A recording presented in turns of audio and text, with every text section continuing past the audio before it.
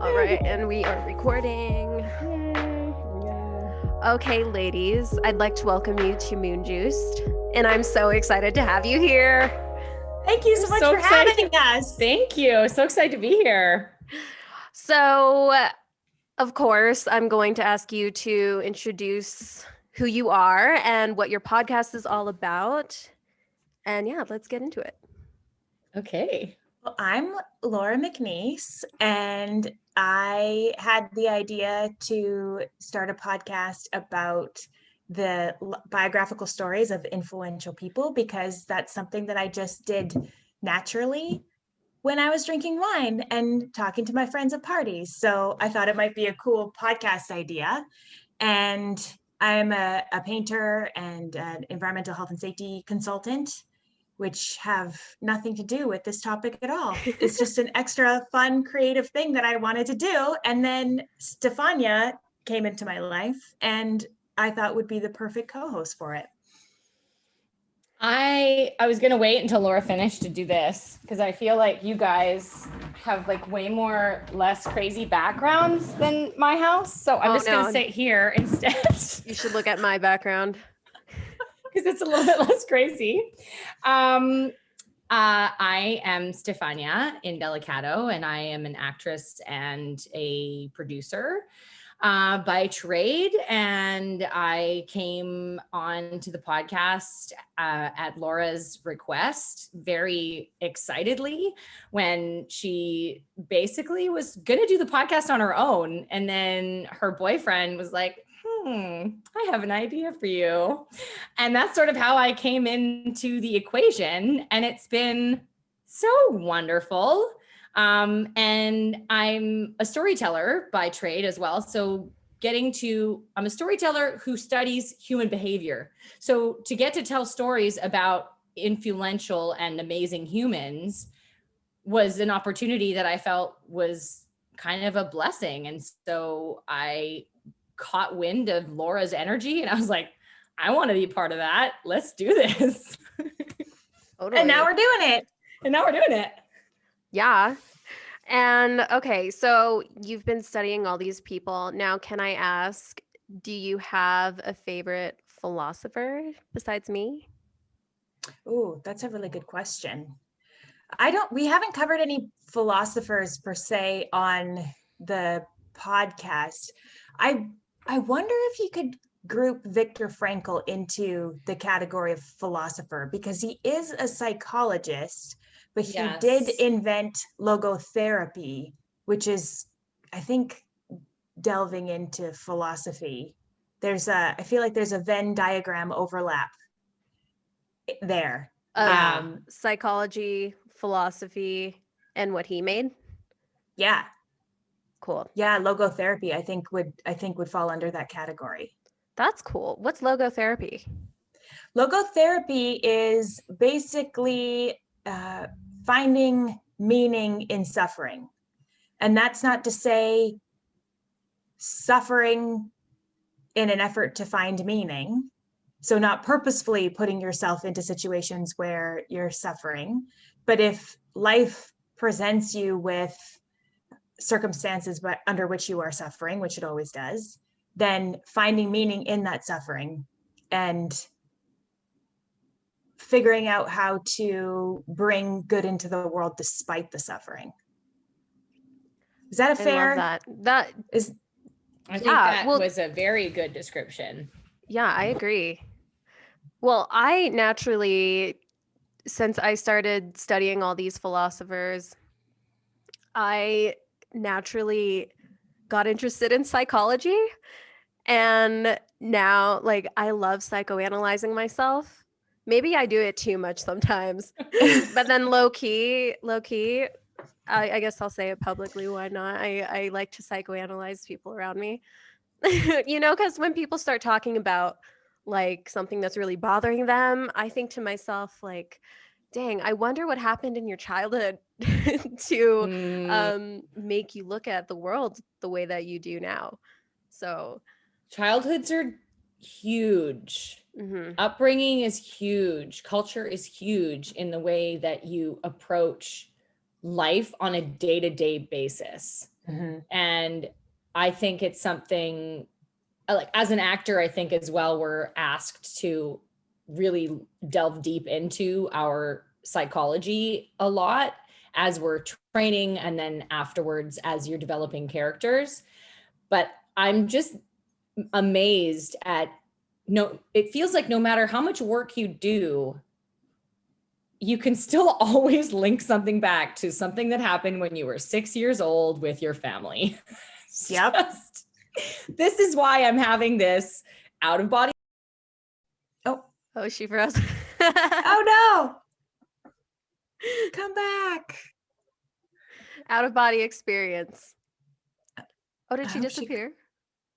I hope she comes back. That was a good train of thought. I I thought know. another person that I think falls under the category of philosopher would be Ram Dass as well. In the first episode we cover. Oh.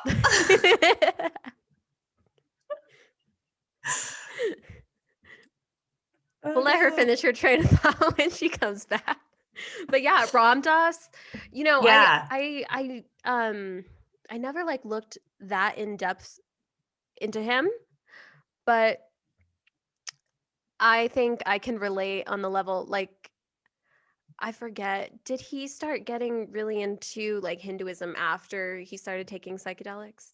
That's true. Yeah. Yeah. That's right. Yeah. So Yeah. I think after I started taking psychedelics, I got really into like the whole internal journey of like Yes. studying the mind and like, Yes. so Because psychedelics just make it crystal clear that there is a mind and there is an ego and there is an observer, and you need to have in order who's in charge. I love that. Yeah. That there's an observer. Stefania back? I think so. Just say hi whenever you're here, Stefania. Hi, Stefania. Jesus.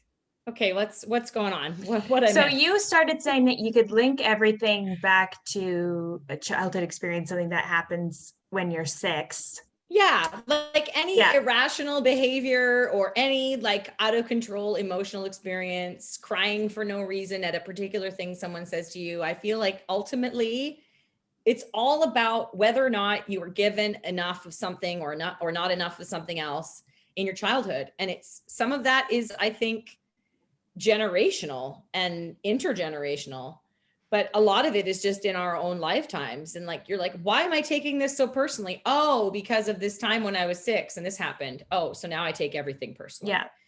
Don't you find? Yeah. Totally. And that was another big thing that came up when we were talking about Ram Dass too. Yeah. Is so much of his journey had to do with his upbringing and the expectations and what his brothers did and what his dad wanted him to do. And it just wasn't fitting with who he was. And his homosexuality was a big part of that. And there was a lot of trauma for him when he was younger associated with that, and shame. And then through his experience with psychedelics and then through Hinduism and meditation, was able to find some peace around that. Wow. And can you believe that he's so well celebrated today, even after he got fired from Harvard? And back Even in the more day, celebrated. Yeah, I think that was the cool thing about that whole story, is that he lost everything that he thought that he should have been. He lost all of the ego-driven stuff, and he gained so much more, and now is so well renowned because of it. I love that. I love it when somebody that like you expect to have a certain life just does a 180 and all of a sudden you're like, wow, this is so far from where you started. That is amazing. Yeah. And I think that the whole reason why Stefania and I are interested in exploring these stories of other people's lives is to find those nuggets, to find those circumstances under which people were hitting the wall, either with something that was happening outside of them or something that was happening inside of them, and how they overcame that, and what they did with the information that they got out of whatever the resistance was.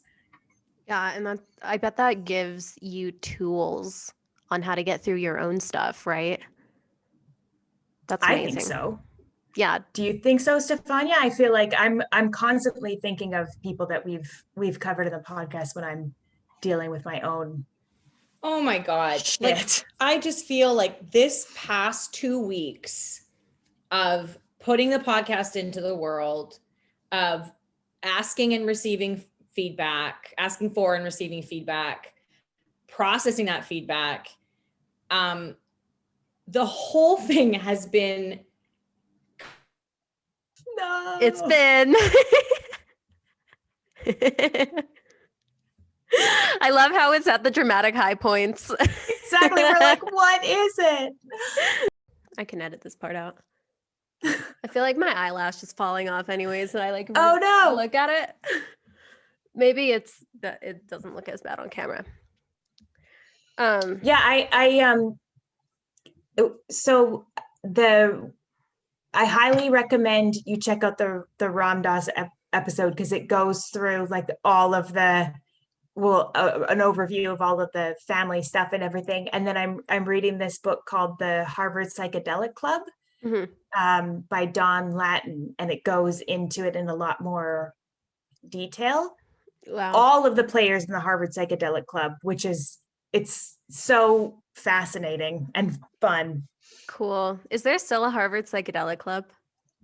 I hope so. I know they're doing Harvard, they're definitely doing a lot of research out of Johns Hopkins University in terms of psychedelics. I wouldn't be surprised. I'm pretty sure they are doing, because I know that there was some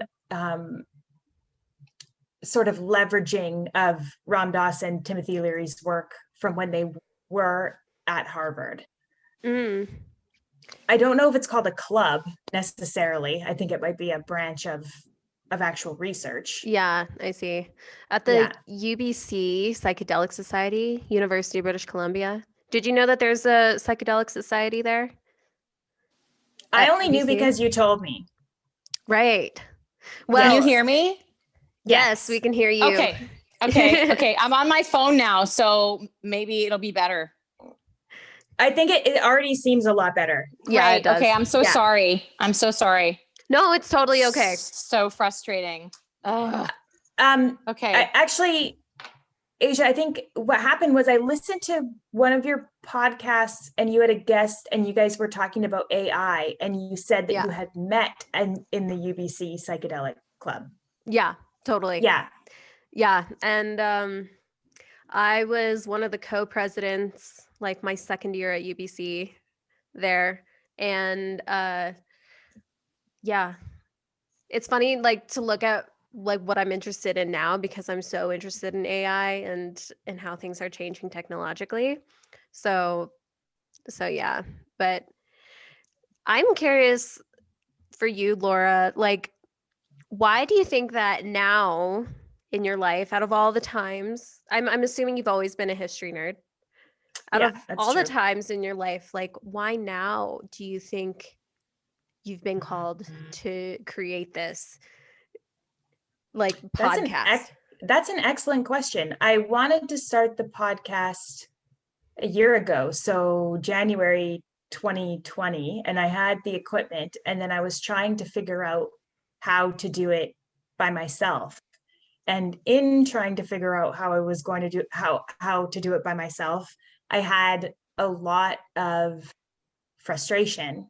And then, but in the frustration of trying to figure out how to do it by myself is how I figured out that I needed a co-host, and it wasn't going to work for me to do it by myself. So why do I feel called to do it now? I suppose because there were other podcasts that I really enjoyed that covered historical events, such as Hardcore History, Dan Carlin's Hardcore History, but I didn't know of any podcast that covered biographical stories in a fun sort of casual way, like My Favorite Murder covers murders. And I thought that combining my love of My Favorite Murder, which are funny, fun women who discuss these things in sort of a casual amateur type of way, I thought it would be a nice sort of palate cleanser for all of the murder and all of the negativity to have something similar, but that was covering biographical stories. And there's a very selfish reason for it too, is that I wanted to learn more about these people. And that was another bonus of bringing Stefania into the project, is because I know who I wanted to cover, but Stefania brings people who I didn't even know existed.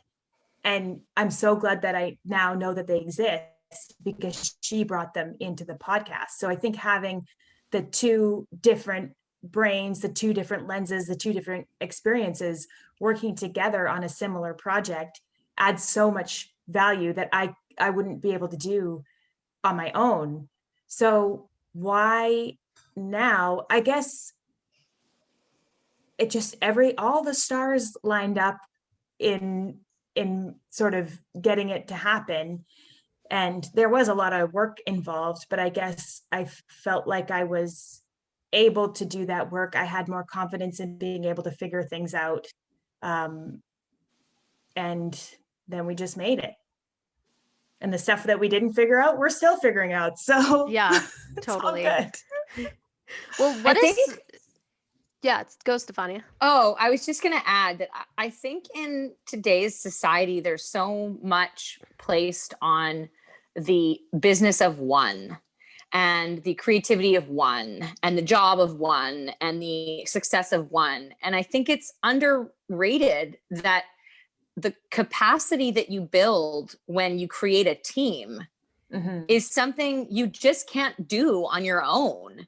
The levels of depth you can go to with subject matter, with the content production, with, like Laura said, the lens of the different people and being exposed to the different stories, and why I was attracted to certain people is different from why Laura is. And then both of us are like, how, what, where? I should know who this person is. And I wouldn't know them if it weren't for Laura, and vice versa. And we can't do that on our own. And there's we can't do the social media, the editing, the promotion, the writing of the stories, the sharing of the stories, the recording. We can't do all that stuff all by ourselves.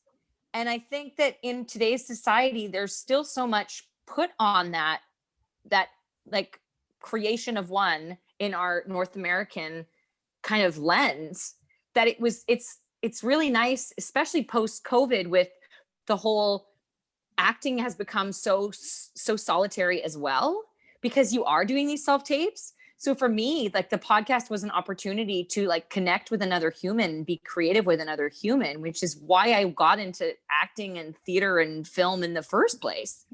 So it's just been, I think, a lovely experience, and just the celebration of having found a partner that is so committed and so open to discussion, and the mutual creation and expansion of ideas has been huge, I think, for both of us in our growth. And it's really fun. Yeah, it's really fun. Yeah, well, your entire podcast idea, like just the idea of having wine with your girlfriend, is just so fun. And talking about history and like meaningful, interesting things is just so fun. And I think that's what I love most about it. It's so fun. And I feel like when we went out for drinks, Asia, and it was just like, we sat down at the table, there was zero small talk. It was just like, let's get into it kind of thing. And it was just like, this is fun. And those are the conversations that we crave. And that's what my podcast is all about. It's having conversations that you crave, and where you just get into it like you're having a good conversation with your good friend. And that's what we all want at the end of the day. Totally. Yeah. I think a big part of our podcast too is the connection with the listeners and their take on the stories that we tell, and what we're so interested to know what they didn't know about this person, or what they got out of this story, what they learned from the story. I think that's one of my favorite things about getting feedback from the different episodes so far. Now, I have a question about why history is so seductive for you two. So what is so seductive about studying all these historical figures? And I guess what about them makes you feel like more connected to humanity or society? And like, do you feel like you can help society at a larger level by studying all these people from the I love past? this question. Such a great question. I feel like history is a window to our humanity, and it's a window to our souls. And if you're ever contemplating the idea that maybe you are here for like the second or third time around, I think it's really interesting when you learn about people who came before you that are similar to you, especially if you don't seem to meet people similar to you in the day to day. So there's one specific person we talk about in season 1. The episode hasn't come out yet, but one of the reasons I wanted to talk about her was that she was a kind of balls to the wall, in your face, intelligent, ball busting, fearless human who made significant change in the world.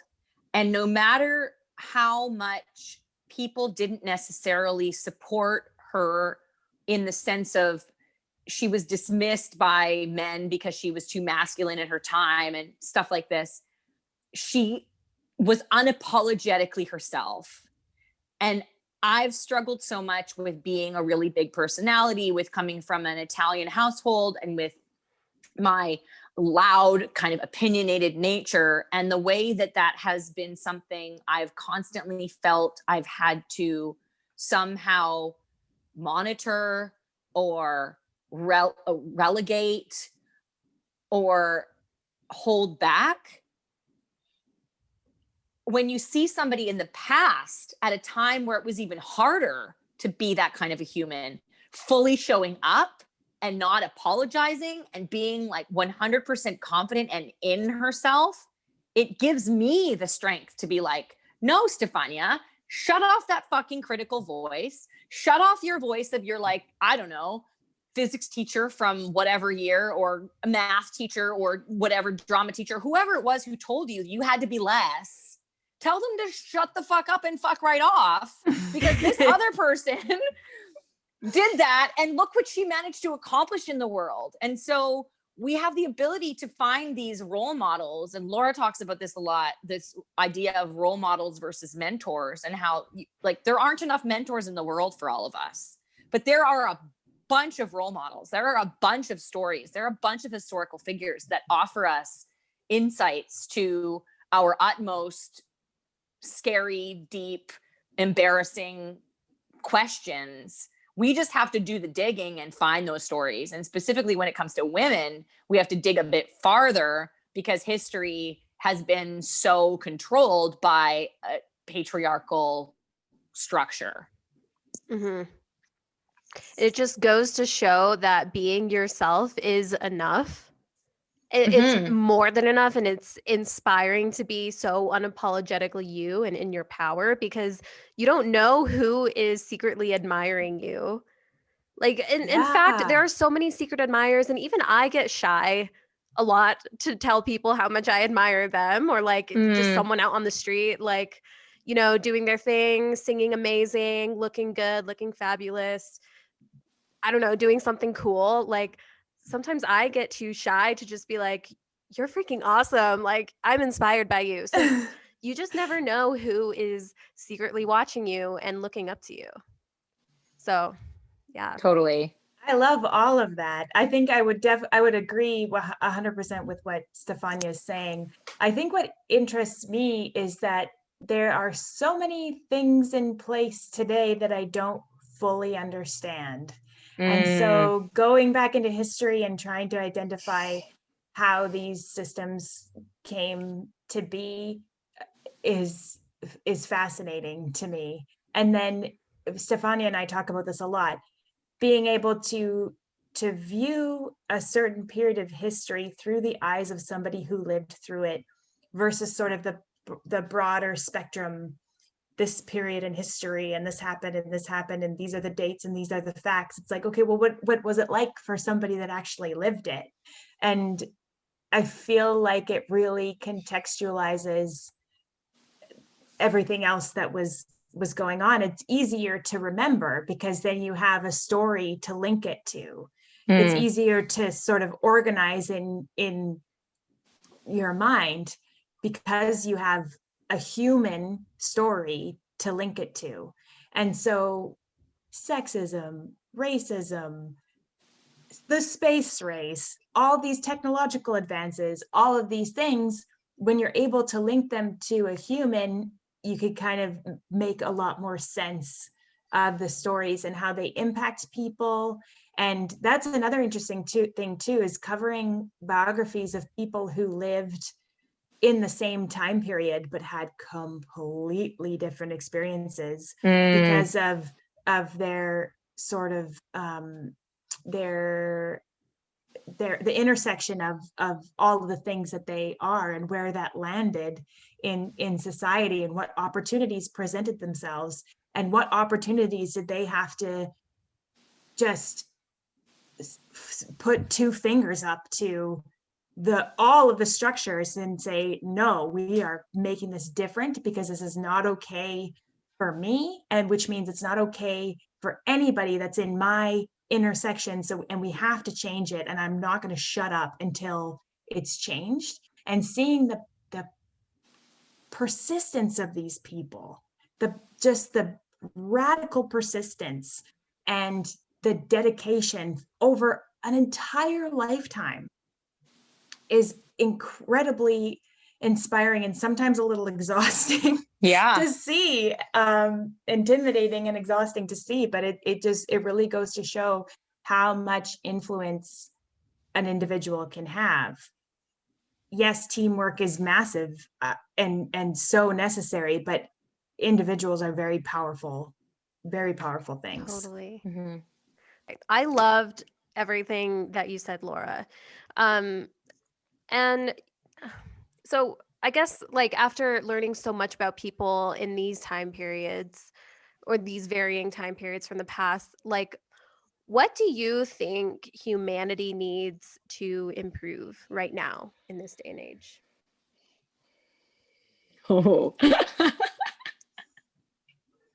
There's so much room for improvement. Well, yeah. I guess from the lens of all the history that you've covered so far, what do you think is lingering, and how do you think we've also progressed just in the eyes of two women that have actually done in-depth studying in these historical time periods? I feel like the initial thing that comes to mind for me is compassion and empathy. I think that those two things, I feel like understanding is kind of in there as well, but I think understanding is sort of all encompassing in compassion and empathy. And I think that being able to put yourself in someone else's shoes is invaluable and is what is likely what is most lacking in the progression of society today. And I think that the reason it's lacking is because people are functioning generally from a fear place rather than from a how do I understand this better place. They're functioning from a place of lack rather than a place of abundance. Do you think that's the common theme in all of history? Just this lack of empathy and compassion in humanity? I mean, yeah. What do you think, Laura? I think there's a lack of a willingness to explore one's own blind spots, which is resulting in a lack of compassion and a lack of empathy. And I think that, Asia, repeat the question, please. Do you think it's a common theme that, like, people are operating from a place of lack and fear. That people are lacking compassion and empathy. And this is why perhaps we've been having all these problems throughout history and some problems that are still lingering today. I think a big problem is that there's not enough diversity in the people who have the most power. Yeah. There's just not enough diversity to make life's not fair, but to make life more equitable for everybody. Do you think that studying and sharing leaders that have done more damage than good would be worthwhile studying as well? Like, I think that that's all we've studied. I think that that's all we're taught. I think that we only learn about the leaders who were bad and did shitty things, and then the Holocaust happened. I think that we don't get good examples of good leaders. We're constantly criticizing the leaders that are in power without having a model of who's a better leader to draw from and compare them to. And that we don't, like Angela Frankel and I can't remember her name, the woman from New Zealand. What's her name? The Prime Minister of New Zealand? Anybody know? Anyway, that woman, she's fantastic. And they don't get enough airtime because they don't sell the airwaves. So we hear about Trump, who's a horrible leader all the time. And he gets all the airtime, and all of the discussion is around how terrible he is. And we don't talk about the fact that there's other countries that are doing things well. And yeah, there's problems everywhere, but I don't think that we highlight good leaders, which is why it's probably really hard for me to just list them off right now. Mm-hmm. Wow, that's so and if we do highlight good leadership in the past, then there are some potential blind spots there too. Yeah. So Winston Churchill just being an example that comes off the top of my head. Winston Churchill had concentration camps in Kenya under his authority. So what are we talking about here? What's good and what's bad? I guess it depends who it's good for and who it's bad for. Yeah, the perspective. Totally. Well, look, this is why, and I've talked about this with Laura before. So my favorite time period in philosophy to study was in China, ancient China. So their philosophers started philosophy basically for the purpose of politics. Like, it was never really a spiritual thing for them. It was never a pondering on whether God exists or not. And they had different terms for God in the universe. They used references like Tao. And my favorite philosopher to study was Zhuangzi, because he would basically make fun of all of the philosophers in the past. And again, their philosophies were mainly politics, because they wanted to bring all of the states together again, because it was the Warring States period in China. And so Zhuangzi, he argues that everyone is right and everyone is wrong. So he just really messes with your perspective, because he says that everyone has a justification for why they view things the way they do. So because of someone's entire personal history, their view on something is right and ethical, even if another person's view on something, on that same exact thing, is not right and unethical. So like, good and bad is so subjective, although generally speaking, I think we can come to a consensus on what is good and bad as like in terms of humanity. But when it comes down to individual from individual, like it can be complex. So it's extremely complex, and it's fascinating looking at these stories and looking at different time periods and where people were acting from, what place were they coming from when they made certain decisions. But I think the cool thing about the people that Stefania and I study is that there's a consistent theme of excellence in humanity. These are people that displayed excellent, like the most excellent examples of how to be a human being, how to make change without hurting anybody else. And that's, I think you would agree, Stefania, that's pretty consistent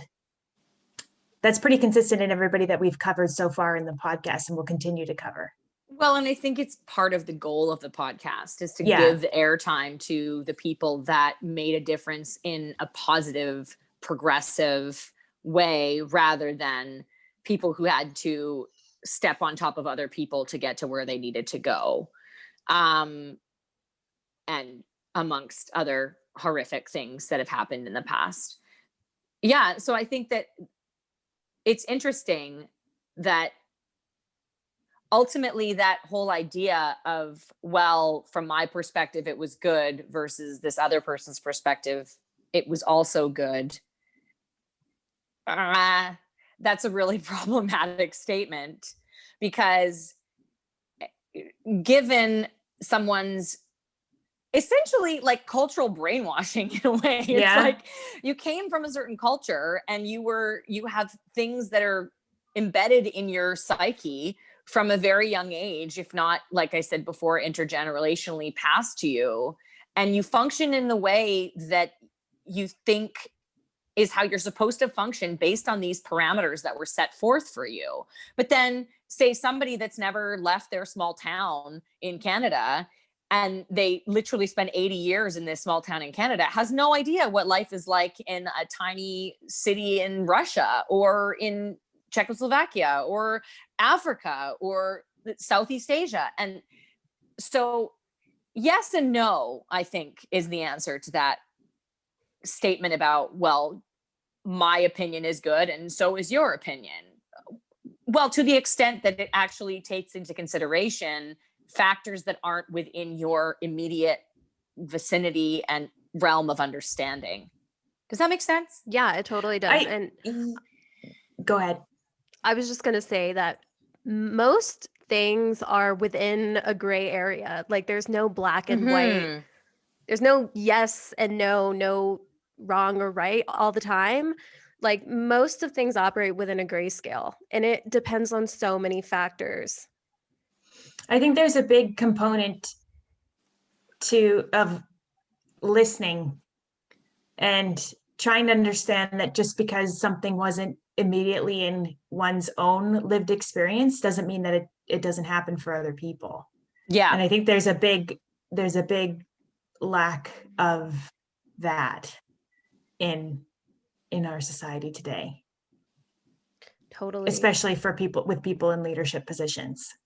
Well, and I think that ultimately it's like, sure, what's happening here is great, but the second you come out of there and you affect somebody else, then it's not your opinion is king.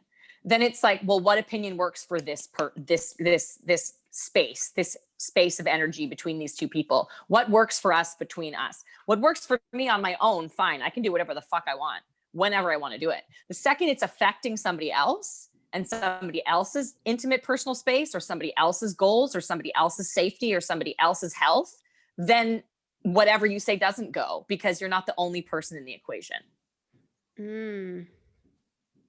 Wow. You know, I think this is what's so great about traveling. And also, like for me, I was raised in a multicultural family. So I have a mixture of like Asian values, which is very much about family, and Western values, which is very much about the individual. So what I think, at least coming like from my upbringing as a person that was raised integrating both cultures, is just having that integration of, you know, doing what you want for the betterment of yourself in a healthy way, while also being considerate of those around you, those you love. And it's a very like yin yang approach to life. I feel. Absolutely. But Yeah. I think it has to go a little beyond that, in the sense of, I totally agree with what you said, but then also you said,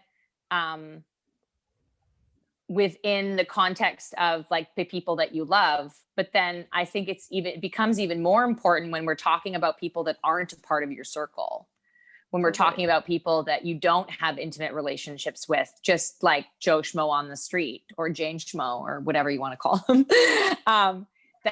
That I think that sometimes people can have their own like world and their clique and their people that they know, and they forget that there's this whole other aspect of the world that they could be affecting and not know it. And that having that little slight bit of awareness at any given moment is, I think, maybe what's kind of lacking in a little bit for some people. Does that make sense? Yeah, it makes sense. Yeah. I was hearing or I was learning something about dissociation versus differentiation from your past. So, like, I view the world very much like from like the individual and then towards the collective, whereas some people like look at society and then to the individual. So, like, from the way I view the world, like, I think in terms of like focusing on how you can truly look at your own history and integrate that into your life today to become a healthier person, then that'll just kind of like bleed out into how you affect the greater society. Because I think like how we were talking about childhood and darker leaders, etc. I think it's all about how you choose to really face it in your like here and now. And like dissociation, for example, is just like saying, okay, the past happened, I want nothing to do with it anymore, I'm just blocking it, locking it in, it's back there, this is the here and now, that's all, that's where I want to be. Whereas like differentiating the here versus back then is more like saying, okay, this is the present and the past did happen and it does affect me. So how can I show up as a more full human being, like being open and accepting to the past so that we can move forward in a healthier way. And it's interesting to think of how like society as a whole can do that with our history, like as human beings. I think that's a really interesting thought. And especially because a lot of the people that we have covered in season 1 of the podcast, there's a common thread of resilience. And I think there's just a common thread in humanity in general, in terms of resilience. And it's interesting how you sort of juxtapose the larger societal view with the individual view, because there are external issues and there are large issues. You can only work with what you got as an individual, and the cards that you're dealt with an individual, and how you choose to play those cards and the way in which you choose to play them can make a huge difference. There's in how the external ends up playing out. So Doris Anderson, John Lewis, Viktor Frankl, a lot of the people that we cover in the podcast were dealt shit cards, very shit cards, and lived their lives in a way that made the world better for everybody else. And I think that's the biggest thing that I wanted, the biggest lesson that I wanted to come out of this podcast as a whole, of all these stories, is that, yeah, there are problems that we need to work on solving, but there's nothing I can do about the fact that I'm a woman. Nothing. So I have to play those cards, and also I'm just ridiculously privileged, so that's great. But there are issues with women in society and how we're treated and in the workplace and other things. And those are the cards that I was dealt. Got to play those cards.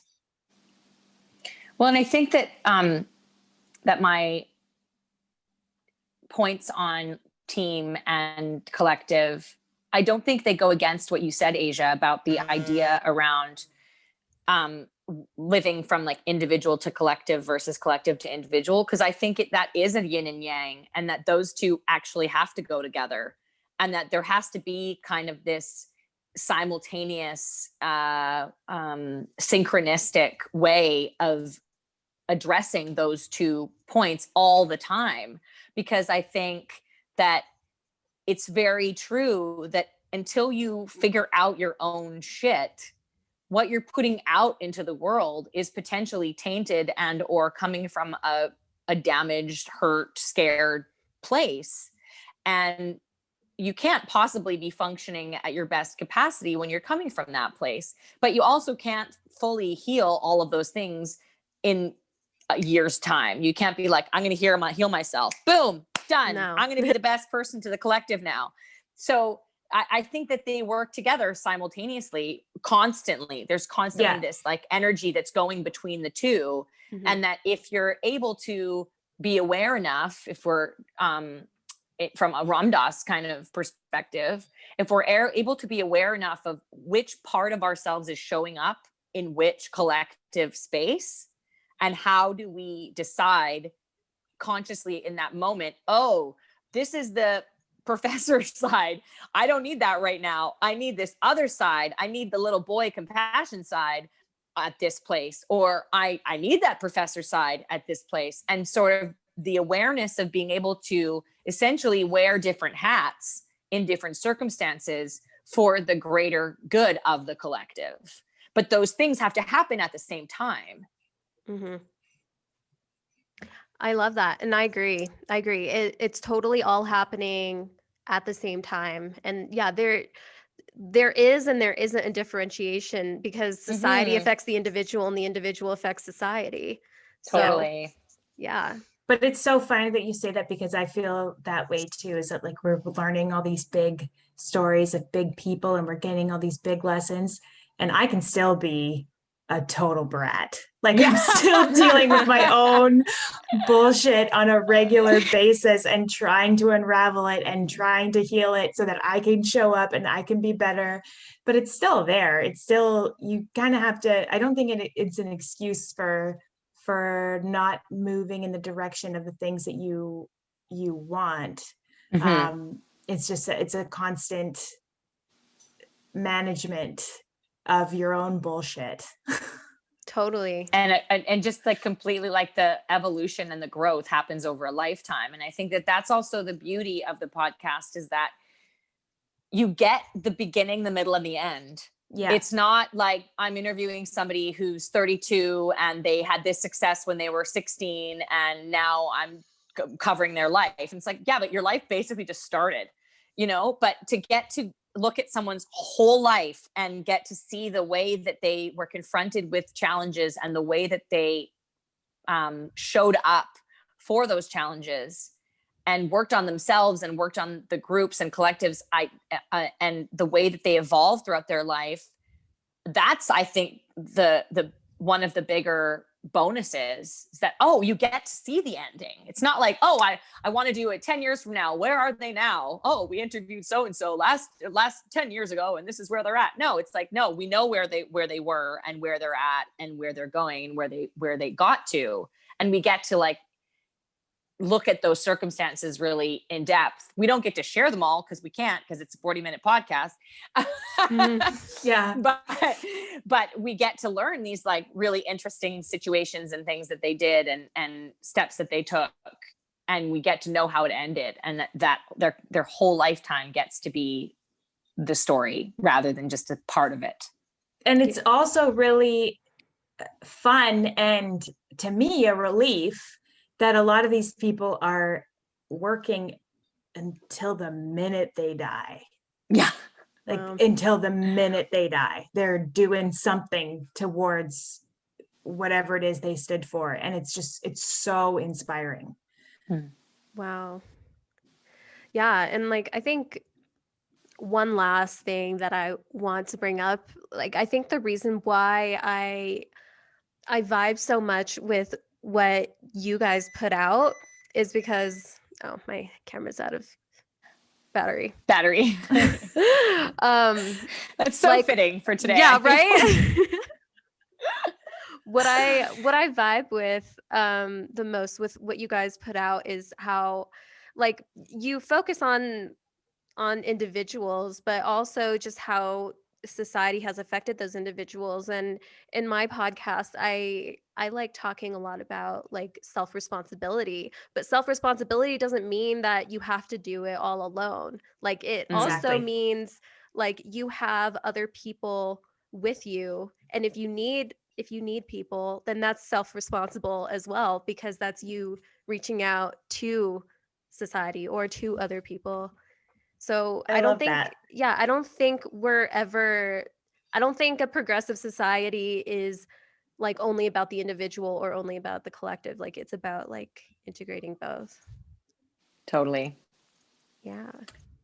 And all the collaboration that happens in that. But you have to be personally responsible to go and be like, hey guys, I'd like to collaborate. Yeah. Yeah. Which can be hard sometimes, I think. Totally. Well, thank you both so much for coming on. It Thank was such a good you. conversation. I Thank you for legitimately having us. loved That was really fun. Yeah. So send my audience to you. Where can we find you? You can visit our website, which is www.dashoflifepodcast.com. And we have all of our episodes and all of our contact information up there. And if you follow us on Instagram, we're at Dash of Life Podcast. That's correct. And our episodes come out every Tuesday, wherever you get your podcasts. Yay. Woo woo. Okay. Thank you, Thank Laura and you. Stefania. Thank you. Thank you. That was really fun.